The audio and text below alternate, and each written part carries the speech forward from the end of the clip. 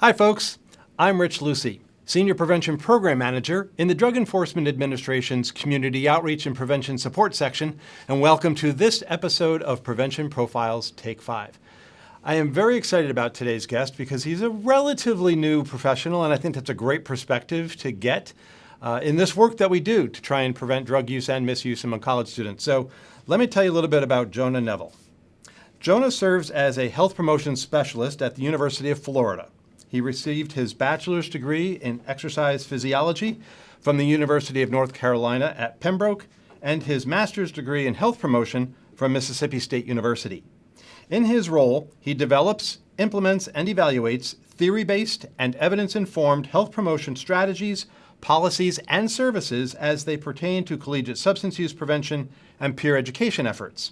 His overall background includes work in the substance use prevention field, collegiate recovery, coalition building, and working as a part of multiple grant projects. And with that, Jonah, welcome to the podcast.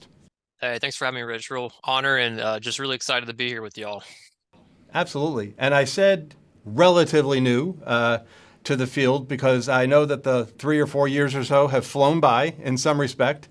And we're going to get into that because you really entered the field at a very interesting time in our recent history. So let me start right in. You started your career in May of 2020. That was right at the start of the COVID-19 pandemic. So what was that like in terms of, you're trying to establish your presence on campus as well as, everybody's gone now and you're developing prevention programming virtually. So how did that work out? How did it feel? This question, when I was looking over it, really traveled me because I was like, oh my gosh, I can't believe it's been 3 years already, a little over that in the field. Um, and I think the big piece was trying to develop relationships on campus was not impossible, obviously, but you're trying to build these partnerships, and meanwhile, we don't even know if we're going to be open next week. And so that was really difficult when the priority was just mitigating COVID. And it's like, hey, I'm also trying to do drug use prevention, substance misuse prevention, all that. And then also, meanwhile, still trying to get my feel for the field in general, learning. The other side is actually because of the increased presence of Zoom, I would say nationally and across the state, it was pretty simple because everybody was pretty down to just hop on a Zoom call and connect. And I think being able to be a part of a lot of different opportunities training wise to kind of learn about the field and who was in the field. But as far as going across campus, I think about, you can't just walk over the campus because we had maybe one person in the office, each department, and at the time, we're trying to do everything digitally, so people were just trying to kind of stay afloat. So that's where learning about, okay, what are other institutions doing and how can we kind of make our mark? And I was at Mississippi State when all this was going on. So I think it's also important to mention that the state I was in maybe was different than other states, right? We weren't quite as restrictive as some other states where they had no on-campus stuff. So starting in the fall, I was able to at least start getting some on-campus stuff going. We still were abiding by all the federal regulations and guidelines of spacing out and mask wearing and things like that. So we had to get really creative. And what was really interesting to me was I would hear so many people say, well, this is how we used to do it. And for me, it was the only thing I knew for my first 2 years in the field. I didn't know any other way than having to mitigate and navigate around COVID.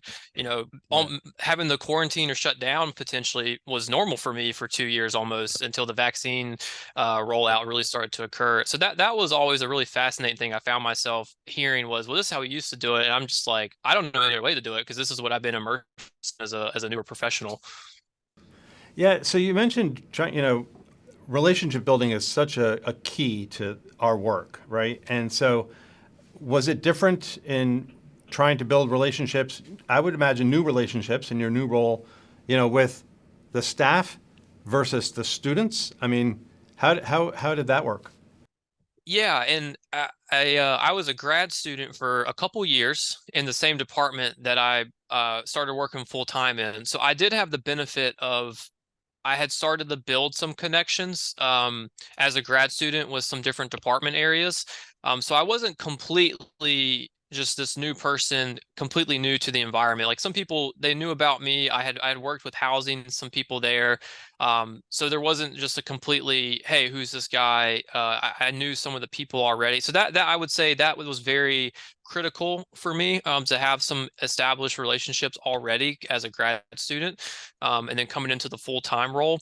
But yeah, like you said, I mean, I remember, I mean, there were people on campus that I didn't see for a year in person. Mm. We were doing everything via Zoom or Mask. I remember seeing somebody on the elevator, and I was like, "Is this you?" And they were like, "Oh yeah." And we had just talked like a month ago, and I didn't recognize them because we were, it was just such an interesting time. But Yeah. I think with that, there was opportunity where we could get really creative, and that really helped. I think set some relationships and bond some of the departments because, again, we were all in this thing together, and it says prevention program virtually. Something we had done was we did a drive-through sort of Halloween event. That was actually part of we incorporated Red Ribbon during Red Ribbon Week, and Mm. that brought 9 different partners together, and we really helped bring a lot of the departments of student affairs together. And that was probably one of those key significant situations that really kind of okay, like I was able to really teamwork and lead efforts, um, in the campus community area.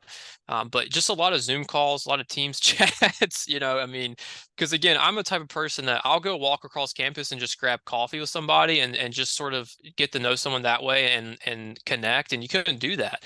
And I would say there is definitely a more significant power in I think in person as opposed to always like virtual interactions for sure. I'm going to take an off ramp for a minute because I'm so glad you mentioned Halloween and Red Ribbon Week, and you found a way to meld the two. So, you know, by the time this airs, it's going to be right at the start of Red Ribbon Week, and of course, Halloween is the last day of Red Ribbon Week, which is every year, October 23rd to 31st. So, for our viewers that are working on campus and maybe in the surrounding community with campuses, there's a perfect idea of connecting Halloween, which we know has become for on college campuses another drinking holiday usually, and tie that in with a prevention effort right around Red Ribbon. So kudos to you for tying those two together. I'm glad you did that and mentioned that. I'm going to shift gears for a moment on my next question. So you and I met. It's been a little over a year now. It was August last year, 2022. It was at the Higher Ed Center's national meeting. You came up, introduced yourself to me, and you talked about our strategic planning guide, Prevention with Purpose, and how much that had an impact on you and how much you really valued, which for me was great because it was one of the first times in several months since the launch of it in January of 2020 that I've been able to talk to somebody about it and hear how they're using it. So I used that as a reason to invite you to write a view from the field for us on campusdrugprevention.gov, which you did last October. And in that view from the field article you wrote, you said the sheer amount of information that we have to absorb in the AOD prevention field can be exhausting. And that I know that really struck with me because I'm a seasoned individual. I know how exhausting it can be. So as a new professional in the field, how did you go about navigating all of that information and identifying, prioritizing the resources that you would need to be effective in your job? Woo. Yeah, there was a lot to unpack when I was looking at this question. You know, I think uh, having to prioritize in theory can be simple, but when you find yourself during the school year and different things start affecting students, and then you start getting pulled in every which way, this resident hall needs this specifically. The VP's office is saying, "Hey, we need something on this." This can occur even if data on campus isn't necessarily saying this is as serious as maybe something else we should address. So that in itself, as far as getting pulled in different directions of different areas of AOD prevention, has been interesting to navigate, to say the least. But as far as actually intaking the information, because I can't remember you this, Rich, before at the conference. I didn't go to school to be necessarily in the alcohol or drug prevention field. I just, my skill set is just in health promotion programming. And then you take Mhm. that skill set into any sort of topic area and build through best practices. So having to learn and build through the context was a bit new. I had struggled in my past with some substance use, so there's familiarity there for me, and knowing Mhm. how to, I can really relate with those that maybe I meet with that are struggling.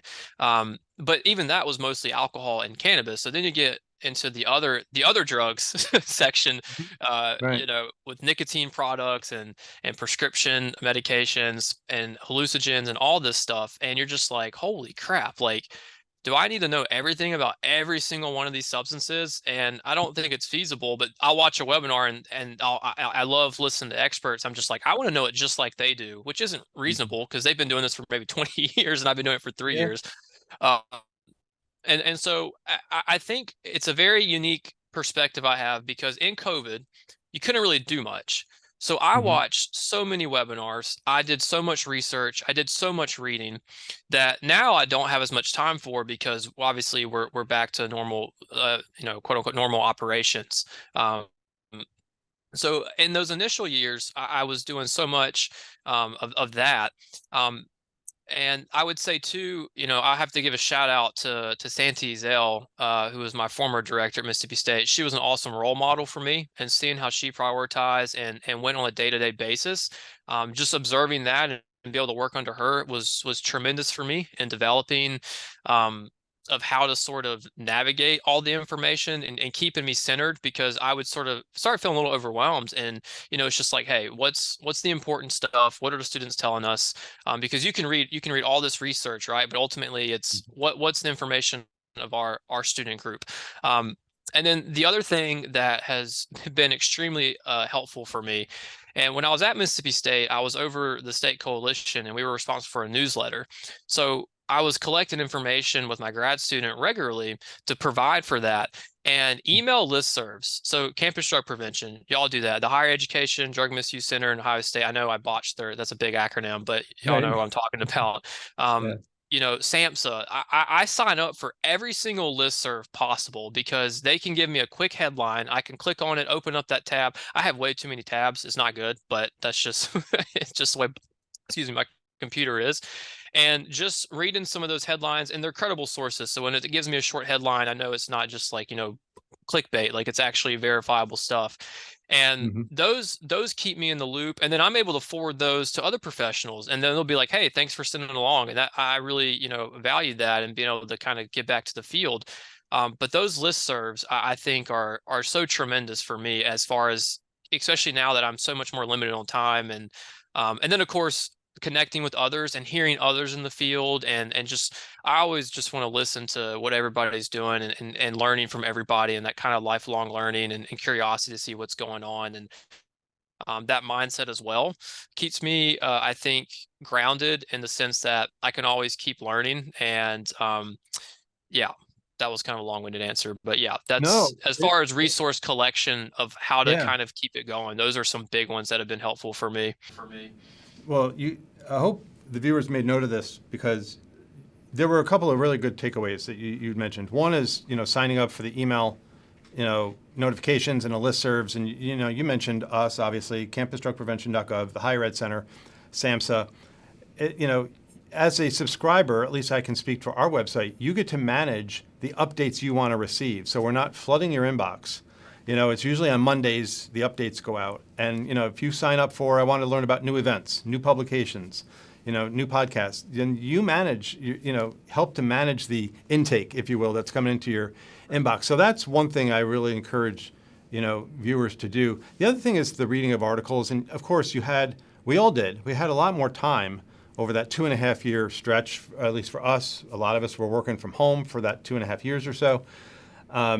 And I've always said, as I take this advice from one of my mentors, is to hone your craft.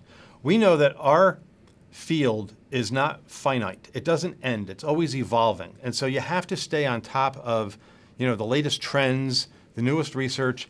And I always say to folks, don't make it overwhelming for yourself by trying to learn it all. Just set Yeah. aside 1 hour a week. Set a meeting with yourself, is usually what I say. Put it on your calendar, set the meeting, and read an article or two or watch a webinar. That's an easy way for each week.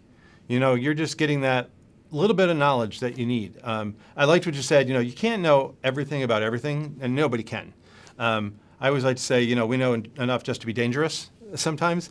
But by knowing a little about everything, you know where your go-to resource is. And I think that is helpful no matter where you are in the field. Yeah, and something I'll mention too is I think part of it is recognizing just from a staffing capacity, like, and this kind of, I'll touch more on this in the third question, but just knowing like what's my limitation and then who else is doing the work that can assist. I'll give an example. So our data and what we cover, our two biggest things that we handle is alcohol and cannabis, which is normal for a lot of college populations. Right. I don't get to do as much stuff around opioids or prescription misuse. I do, but I just get stretched in with other stuff. So there's this new Right. student group that is specifically designated for opioid misuse prevention. So Hmm. how can I support the student group to elevate them to do some really great work that I'm not in the capacity to be able to do myself, and I can sort of support them from kind of, I can provide some expertise, and it's really, the trainer peer-to-peer engagement piece as well. But they're going to be doing this work, so I don't have to expend my own resources as much, and I can help them do the work. And I know because there's things I still got to get done that impair me sometimes to be able to cover all the substances that we know our students are having to navigate through. That's just a great point. And hopefully you're passing on that knowledge to, the peers, the students who are serving in the peer education role, with this same notion that they too can hone their craft. Even if it's not the Yeah. field that they're planning to go into, you know, I think Yeah, I that's love great. it. It's I'm kind of a health promotion nerd if you haven't caught on, Rich, but it's, if you look at it, the CDC, right? It was patch programming, planned approach to community health, and it's basically a three-tier approach of using funding, having the local expertise, and elevating and empowering the local population to do this great work. And that's how I see it, and that's what I try to embody. And it doesn't always go as planned because that's just the way it is sometimes, but that's ultimately what we're trying to accomplish. And so when I hear and the fact they reached out to us is really exciting because that makes me feel like, okay, they see Gator Well, where I currently work, as a credible resource, Mhm. and a trusting campus resource that knows that we try to do our best when we work with them. Well, you started to tee up and tease a little bit the third question. I'm going to move to that. In that article that you wrote, again, that same view from the field that you wrote for us, you also wrote about the need to mediate between importance and changeability. And I know we talk about this in the strategic, planning guide. And that will help you determine what to prioritize. Whether it's changeable, how important is it? So tell our viewers why this concept has had such an impact on you and why it's important for professionals to consider. Yeah, I first learned about this in my program because we were brought up through the pre-seed proceed planning model, which is an 8-stage basically planning, implementation, evaluation framework for health promotion programming, and that's in phase 2. And that's when you sort of determine, okay, we know what we want to accomplish, but what's actually possible. And the easiest term I think is one, just it's efficiency of resource usage, right? And then the quote you, Rich, right? It's about being strategic and intentional and not random with efforts. And so it's like, let's just, instead of saying, hey, let's just throw something and hope we make a change, let's really identify what we can actually make an impact on. Unfortunately, maybe it's not always the biggest change we need, but we know about either community readiness or individual readiness. It just may not be effective, right? And then ultimately, not efficiently using resources. So it's what are the big picture items that we want to work towards, but there's still day-to-day things that we got to get done that we know we can make an impact. I think I wrote about this in that the blog was just, okay, these individual group interventions, these are great, and these getting feedback and working with these students, that helps us build up maybe those bigger environmental changes that take more time, more effort, more resources to make a change, because obviously those big macro changes can be more difficult. And then ultimately just demonstrating like what you're doing to stakeholders. You want to be able to show you're making an impact, so it's obviously you have that 2x2 matrix. Okay, we know we can make an impact here, and we know we have the means to do it. And we know it's something we also it's going to help, right? You don't want to just accomplish something to say you accomplished it if it doesn't really fit into the strategic intentionality part of it. So because you want to show people we're using your resources in a way that is helping, and it's good feedback. And yeah, so that's kind of a, I would say, roundabout way of doing it, but ultimately it's just showing effectiveness, showing that we're being efficient, and that really helps us get efficient and intentional with things. But again, it also keeps in the long-term picture of we still want to work towards, and then we need to identify what do we need to do in the meantime to work towards these things that maybe not as changeable, but we know are very important to our student success and overall well-being. Mhm. I,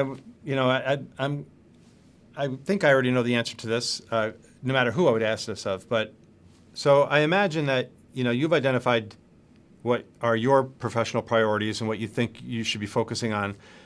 But then, of course, you've got the higher ups, whether it's a VP for Student Affairs, the Dean of Students, the President of the college or university, depending on how tuned in to these issues he or she is.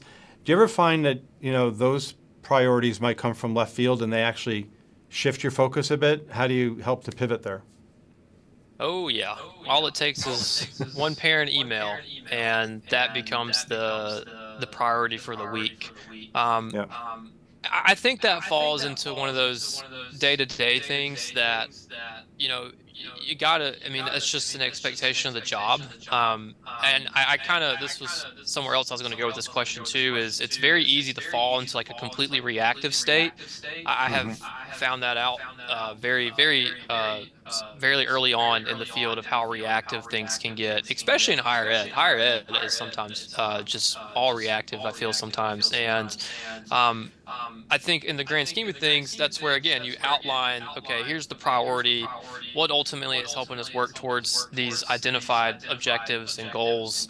Um, and, I mean, just sometimes those kind of left field pivots, it's just something that you have to do, right? I mean, that's something that comes from up top potentially, and we have to address that and make sure we're doing our due diligence to make sure we're addressing whatever it comes our way. It could be anything. And sometimes it fits into what we're already working on. Sometimes it's maybe that I think about the situation earlier this year with the boards, and we saw a report earlier in the last fall. So we were trying to look at that, and then that one news headline hit, and then now it's everywhere. And it's like we were already trying to like kind of look into that. So sometimes it kind of naturally aligns with what we're already trying to address. But I think, obviously having channels of communication with those stakeholders and individuals that lets them know what we're doing and how it fits into the big picture as well. I think that's always an ongoing dynamic process, depending on how the institution or department may be structured. Yeah, absolutely. I mean, at the top of the podcast, I mentioned how relationship building is one of the foundations of the work that we do. Another foundation is flexibility, and that's what you mentioned. And what I also heard in what you were talking about, though, is we know there are no overnight changes or overnight results in prevention. It's usually a long-term end game. But there are ways that you mentioned it yourself. You have your priorities. You're not going to achieve them maybe even in 1 year, maybe 2 years. But there are steps you can take or the things you can do, the intermediate, wins that get you to that long-term goal. And something to hearing you say that, Rich, I think it comes down to what's the capability of our ability. That's an interesting play on words of addressing those underlying root causes, because Yeah. like we know why substance use occurs. Like we know what, we have a lot of research to tell us that, and there's obviously very specific cultural norms, maybe dependent on the situation of the state, of the local county, the university, right? But it's like, what are the I feel like sometimes, are we band-aiding this thing, or really getting down into it and addressing this where we know there's going to be a systematic change there that's occurring? So as I move on to the fourth question, we haven't used, the words, but we've been talking about the strategic prevention framework the whole time. You mentioned capacity building. We talk about assessment and planning and such. And I know it was from our first conversation in Columbus, Ohio, last year. You are a real strong supporter of the strategic prevention framework. You'd have to be right there. You've got the guide. Always got it. But Yeah. it's not easy. We know that, and as much as I talk about it, I have never wanted to come across, even though it sounds easy, it's not. We know that the spiff, it has a lot of complexities to it. What aspects of strategic planning do you tend to struggle with, and how do you overcome that? Oof. Yeah. And it's So, okay to say all of the steps, but well, I'm trying to think how to answer this in a way that I can answer it. I think the most a basic thing is it's especially with the spiff and just the work in general, right? There's some big level dynamics occurring in certain climates, right? Mhm. That are potentially impacting the ability of how intensive someone can carry out the spiff. And Yeah. you know, I'm I'm one of those people in that situation, right? So having to adapt and kind of pivot around some of that is it can be challenging. I would say, you look at I mean, really, it impacts all of them because one of those key two middle items, right? That's being heavily impacted in some areas, and so it's ultimately, trying to learn. Okay, within the limitations or just situations we may be facing, how can we continue to support students? And I think when we look at specifically, maybe the spiff. That could be capacity, right? What is funding able to be allocated towards, and what is funding maybe a little bit more restricted towards based on legislation in whatever state someone might, or county or whatever someone might find themselves in, and because it really trickles down to each stage of how feasible and best practice you can really do. Um, Mhm. it's one of those things, and then obviously how well we can implement it. So, I'm trying, like I said, it's an interesting question to try to answer given some of the situation stuff. Yeah. But I think, yeah, because mm, I know for as long as I've been in the field, and it was not a trick question. It's perfectly okay to be, to struggle with all of the steps, because it does happen. As I've said in presentations before, the best laid plans that you have, they're always not going to roll out that way, and you do need again that flexibility and stuff. But I take assessment for as an example. For as long as I've been in this field, there may be a situation where you'll do your survey and you'll get your results, and then upper administration or higher ups don't want you talking about it, because yeah, it's going to paint the school in a negative light, and we don't need that reputation that 38% of our students currently use marijuana, right? I mean, just to come up with an answer or an example. What I've always said is it's never about just releasing the data. I think that one way to allay that fear is to put out the data and say, and here's what we're going to do about it. See, just putting out the data, nobody's ever saying that that's the answer. You would never do that in a vacuum. It's I'll use even binge drinking. When I started my career, we did a statewide survey using the core survey in New York, and we were pretty much in line with the national average at that time, which was in the low 40 percentile, low 40% of students binge drink in the last 2 weeks. And here's what we're going to do about it. I mean, that's I think what campus stakeholders want to hear. I think that's what the community members want to hear. Is okay. We probably assumed or knew that there was an issue. Now we know, what are we going to do about it? So I think that that's what one of the common things I hear that people get hung up around assessment is, they can do the assessment, but then they can't talk about it. yeah. I think too sometimes with assessment it can be like that paralysis by analysis type thing where you're like, I want the perfect data set to really drive it, and it's almost never going to be perfect because then some data is not fully representative of the entire campus population. And I think too, something I've noticed, especially when I talk with individuals not in higher ed, is just how fast higher ed moves with stuff. Like the pace of a program planning, I feel like is definitely expedited sometimes in higher ed, where you may be expected to do something in a month versus a 6-month process when you look at like start to finish piloting, you know, target messaging, all that sort of stuff that should be done in assessment, and the capacity of dissemination of materials and knowing what location is going to be most successful to get your message across. Um, Things happen so fast that does not happen regularly from my experience and understanding, which you think about, like, I'm trying to do this best practice, like that's been an interesting thing I've had to kind of again work around. And then those first couple years of COVID, again, you're just like, oh crap, like what can we even do to try to support our students? So a little Mhm. bit apples and oranges comparison there. So I think if anything, the assessment is usually strong. The capacity is I think the capacity is hit or miss. All it takes is some strong stakeholders to be in your court, and that's that part of that relationship building. And obviously that's like the very definition of capacity building. But sometimes I think the planning gets a little expedited in higher ed, and then evaluation. Time is of the essence, and even sometimes I struggle to find like being able to fully to evaluate my services. And I'm just like, that's like one of my favorite things. And I still get, because you're doing so many different things and get pulled so many different ways. So I would say time, and that's probably consistent with a lot of others. And then, I think the other big one, Rich, that really has stuck out to me is sustainability.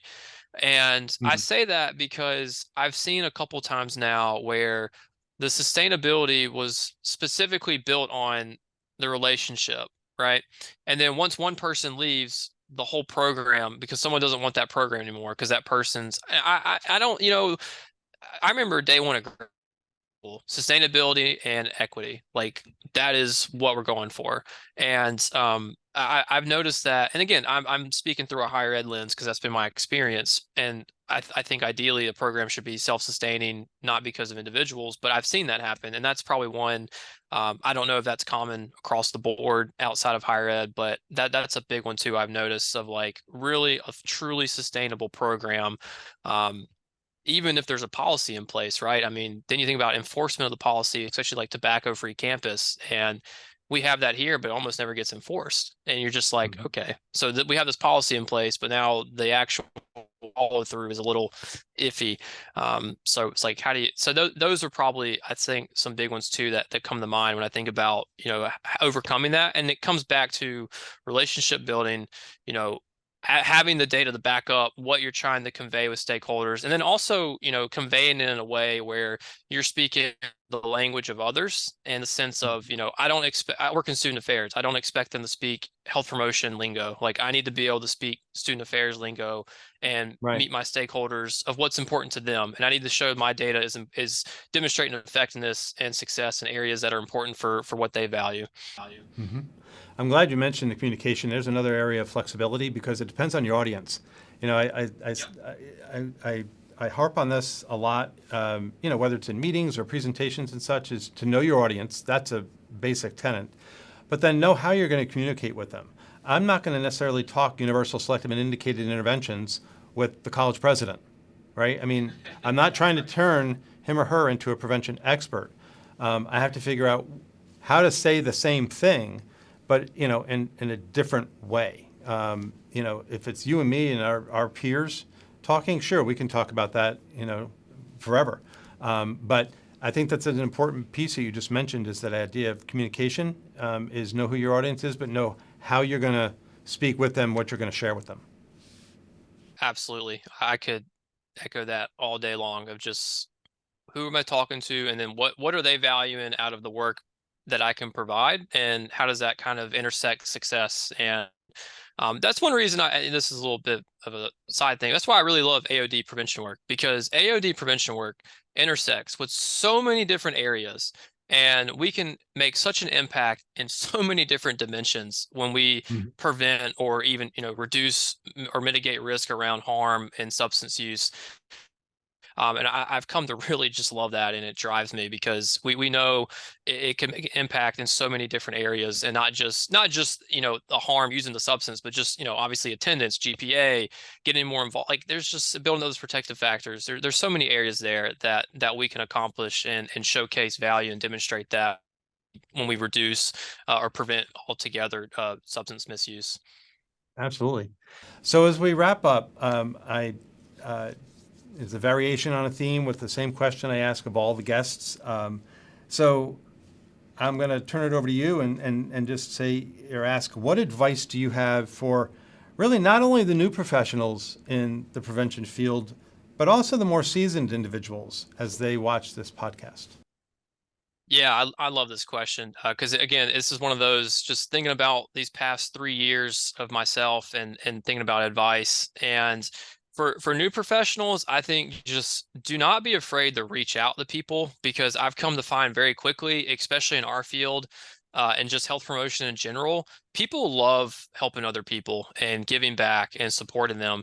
My first month on the job, I reached out to Alicia Baker, who was at the time Mm. here at University of Florida, Yep. and I was fresh new. I knew this was an SEC Connect, and I said, let me just reach out and see what happens. She responded to me in like a week, and we had a great conversation. And me and her have been friends ever since. And I think part of it is just making that initiation and not being afraid. Because I mean, I think about you, Rich, right? I mean, I spent 2 years watching people like yourself in webinars, and I was like, holy crap, like these people are like top of, I mean, everything. And then I met you in person. I was just like, I'm going to go say hey to them at least. Like I've been, so I think it's putting someone's out there and connecting. And because more times than not, like I said, I'm speaking my experience, people have been so phenomenal and just helpful. And I've tried to do the same. I've had people reach out to me and like, hey, what are some resources you have? And I'm just like, oh, I'm the one like helping out. It's kind of odd because I'm still like Yeah. feel like I'm reaching out. So just putting yourself out there and connecting with others and people in the field. And another example is I give one more is there was he's a professor, and I really liked one of his articles. It was about mandated interventions in cannabis Mm. for mandated students in college settings. I reached out, said, I really like your article. I'd love to learn more. And now he's a good connect for me. I mean, Mhm. I wasn't planning on that. I just wanted to connect and just say that. So kind of on the seasoned individuals piece, like please continue to give back and please continue to Yeah. help the newbies like myself. I try to learn a lot about a little. And so their feedback, and I could give shout outs to so many people that have responded to emails or quick calls or Zoom calls and just helped me out. And I think that's the greatest thing. Um, and I think the second thing I'll say, and I haven't experienced anybody that's like had this, but or like this has been an issue, but it's like just, and I think again, it speaks to the people in the field is that, everyone just continues to be a lifelong learner. I've never talked to like a seasoned professional that's a veteran and they've just been like, oh no, this is the only way. Like everybody's always open to conversation, discussion, and continually growing and evolving in the field. And that's just such a key skill. And I was lucky to have mentors like that. And that to me is one of the most important things because that truly paves the way for us to just continually do great work and learn from each other instead of, it helps it not stagnate when we're open-minded and curious to learn from one another continuously. I love that advice about being a lifelong learner. I think about, again, I've been in the field now 3+ decades, long time. I'm one of the dinosaurs that we, talk about now. But whenever I go to a conference, whether it's a strategies conference, whether it's a CADCA forum, whether it's the National Prevention Research Conference, the Higher Ed Center's national meeting, I could sit there and say, yeah, I've heard all this before. I mean, I could, but I shifted that a long time ago where, and again, probably was because of the mentors that I had, Mm. is I now go into a session saying, I'm going to come out of here with one new thing. That, and Yeah. then that becomes for me my assignment, and sometimes I'll be honest, I have to dig for it. I mean, sometimes I have to dig if I have, if it's a rehash of something, but a lot of times I might just hear something a different way or something is framed a different way. And I'll just say, wow, I hadn't thought about it that way. And so that's my takeaway. So, that's great advice for Yeah. all of our viewers is don't ever, rest on your laurels in terms of what you think is always come out of, these sessions with, what's the one new thing? Yeah, there's so much power. That's exactly what I was getting at. I mean, there's so much power in that statement. And like I said, I had a really good mentor at Mississippi State, Dr. Barry Hunt, and this dude Mhm. been in the field for probably 40 plus years and had been there, done that, done everything. And he's still pulling Right. out brand new articles and saying, hey, check this out. This is something coming up in the field. And he had every right to be like, this is the way we do things. And it was always, here's the next thing that like we start seeing, right? Here's how this is evolving. Like, And I just remember appreciating that so much because you just, I mean, and I think I'd like to think I would think that way anyway, but having him as a huge mentor for me, that was so key of just seeing this person who'd literally done it all, and they still have that mindset of this new thing coming up, and ingraining that in what we were learning. And I really appreciated that. Well, this has just been great. Everything I had hoped that you were bringing to this. I mean, I again say thank you. You are a really strong proponent of the guide. You exactly are the individual that type of individual for whom we developed the guide. I mean, but to your point, we hope it cuts across wherever you are in the continuum of your field in terms of how long you've been in the field and such, is that there's something in it for everybody, that we hope. And now it's being revised. And I'll tease that we've got the revised version that's going to be published in January, and we're going to launch it and premiere it at the Strategies Conference in January in San Francisco. I'm looking forward to it. I know what's going into it. I know what we're focusing on. I'm really excited what it's going to bring for the field. It's going to be the same thing that you have come to know and love in terms of a strategic planning guide, but with some great new pieces to it. So, for our listeners or if you're listening to it or watching the podcast, I hope you came away with what Jonah had said in his advice here for especially if you're new, is to don't be afraid to reach out. That's what I love about now that we're getting back to in-person conferences and such.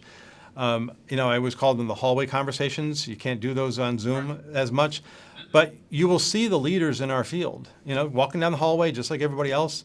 And you just walk up to them. They're a human being. That's, and yes, some of them are, I'd even call rock stars, but they're so easy to talk to, and a lot of us, I hope I'm approachable. I like to view myself as approachable. But that's an important part. And then for the seasoned professionals, just to continue to give back. I think those are two great pieces of advice that you've given. Yeah, I echo everything. And again, I'll just say one quick, I mean, that's an example, right? You made the strategic, or y'all made the prevention with a purpose. And then you're saying, hey, how can we continue to make this thing like improving, right? You didn't just say this is now the end all be all. It's still being worked upon and enhanced upon. I think it's a great example of everything we just sort of talked about. Yeah. Well, now that we've built it up, we hope you all, get some use out of it when we launch it in January. Jonah, thank you again so much. I value not only our professional relationship, but personally as a friend. I love that. And you reached out. And you followed your own advice, and I love that. So I'm looking forward to our continued collaboration. Looking forward to the great stuff that you'll continue to do down there in Florida, and we will catch up with you soon. And to our viewers, I hope that you again came away with the one takeaway. Right? It's what's the one new thing that I might have learned. What am I going to take away from this? Hope you got that from this episode and all of our past episodes, which you can watch and listen to on campusdrugprevention.gov. So with that, I'm going to wish all of you a great day, and thanks for watching.